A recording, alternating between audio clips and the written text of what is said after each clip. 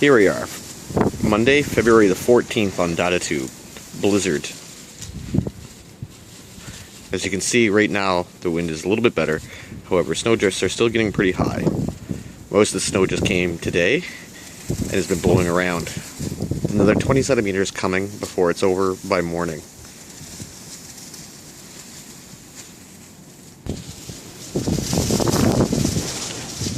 You can hear the wind blowing, and at times we can't even see the house straight across the street.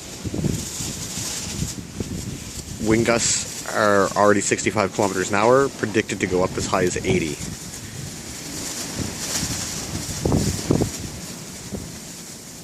With a total snowfall amount of anywhere from 40 to 80 centimeters of snow, some forecasters are calling.